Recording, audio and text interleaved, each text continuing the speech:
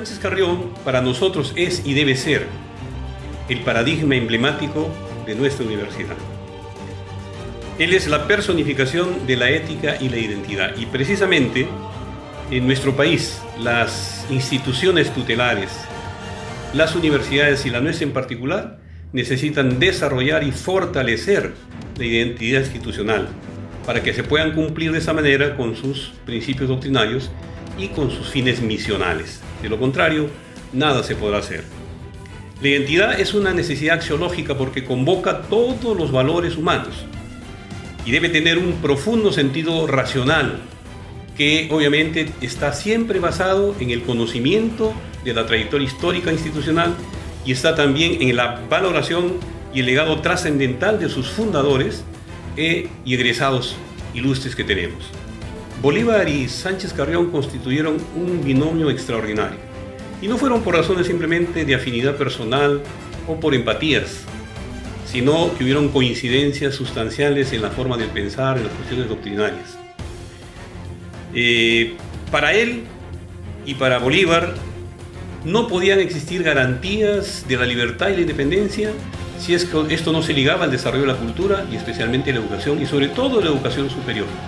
Por eso me permito leer el artículo 184 de la Constitución Política de 1823 que dice: las universidades constituyen uno de los medios más eficaces para promover la instrucción pública, de la que depende en mucha parte el sostenimiento y seguridad de los derechos sociales. Asimismo, Bolívar, dentro de su imagen de soldado, de guerrero, estaba también premunido de un pensamiento profundo con respecto a la educación. Hemos captado un extracto de una de sus cartas dirigidas a una de sus hermanas, donde él dice lo siguiente: la instrucción es la felicidad de la vida y el ignorante está próximo a revolverse en el lodo de la corrupción. Se precipita, luego infaliblemente, en el lodo de las tinieblas y de la servidumbre. Un hombre sin estudios es un hombre incompleto. De ahí su preocupación de Bolívar justamente para darle un contenido importante a toda esta estructuración educativa y por lo tanto la fundación de nuestra universidad. La visión de la nueva sociedad que se creaba establecía crear instituciones nuevas, nuevas leyes también, que puedan establecer las actividades y relaciones de tipo económico, social, político. Pero todo estaba centrado en que lo más importante era la persona, era su vida, su salud, sus propiedades, su educación. En el nuevo orden creado, coincidentemente los dos decían y sostenían y priorizaban que lo más importante en este camino era la atención a las clases desposeídas, que tenían que preservarse todos sus derechos y generar su prosperidad. Y obviamente esto implicaba un mensaje hermoso de inclusión y equidad que lamentablemente sigue siendo una tarea para nosotros en los tiempos actuales. Esta pandemia que hemos tenido nos ha mostrado crudamente cómo las inequidades sociales, las desigualdades sociales se manifiestan terriblemente, ¿no? Cómo unas personas sí pueden estar tranquilamente en el quédate en su casa, pero otros no, porque no tienen las condiciones de vida normales, porque viven en el hacinamiento, por ejemplo. Sánchez Carrión, personificando la ética de las personas, es también la expresión de la vocación de servicio. Realmente él, en las relaciones ventajosas de tipo personal que tuvo con Simón Bolívar, jamás le pidió algo para favor personal o familiar siquiera. Todos los favores que él pidió lo hizo pensando en su comunidad, en su tierra, en su región. De ahí nace la Universidad Nacional de Trujillo y nace también la primera Corte Superior de Justicia del país. Entonces, estudiar y conocer a profundidad la vida, obra, su trayectoria de Sánchez Carrión es una obligación de todos los miembros de la comunidad universitaria.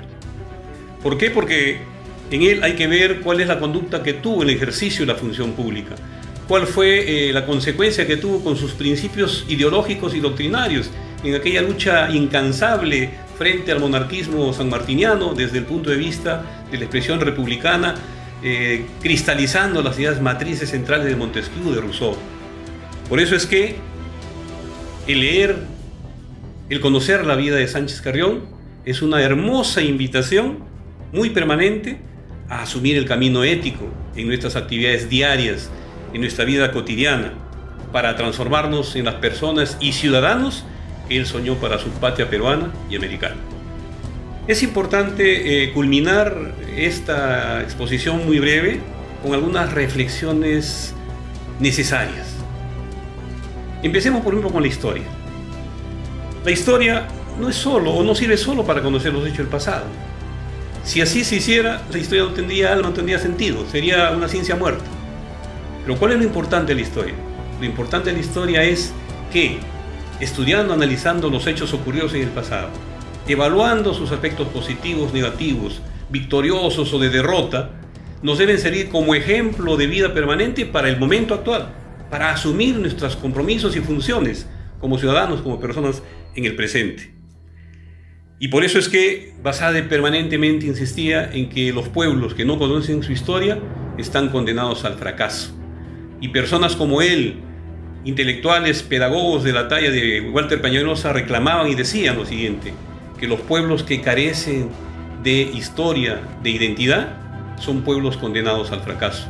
Las instituciones que no asumen esto también tienen ese camino, por lo tanto, tenemos que revertir esta situación. Por ello que la terminación final reflexiva de esta participación está en el tema educativo. Yo creo que tenemos que buscar la creación de un nuevo tipo de educación de calidad y sobre todo que transforme el tema de la formación del ser humano. La educación se convierte en la esperanza de sus pueblos para superar sus males estructurales, expresados en rasgos terribles como la inequidad, la injusticia, la corrupción y el desgobierno. Por eso es que dentro de este marco hay excelentes estudiosos, investigadores, como el caso de Noam Chomsky de Estados Unidos, el caso de Pedro Demo en Brasil, que ellos plantean un tema novedoso y que un poco saca chispas, que se llama la deseducación. La nueva educación tiene que educar en la deseducación, es decir, ya no tenemos por qué orientar la formación de nuestros niños, jóvenes, hacia el bien material, hacia los bienes materiales, hacia la consecución de que hay que conseguir una buena profesión que dé lucro, que dé ganancias, porque ese es el camino principal que uno tiene. Y parece que ese es un camino equivocado que una nueva educación tiene que replantear sustancialmente. No hay que olvidar, colegas, hermanos de la universidad, que la sociedad en la cual vivimos transmite antivalores peligrosos y perversos, que se expresan en el individualismo egoísta, ajenos completamente a la vida de Sánchez Carrión, en el culto al dinero y a la codicia, que genera todos los males sociales y familiares inclusive, el amor y la persecución de los bienes materiales y al consumismo desenfrenado que esclavizan al ser humano. Lo determinante es que nosotros tenemos que definir una cuestión de un problema existencial, el ser y el tener. ¿Qué es lo más importante?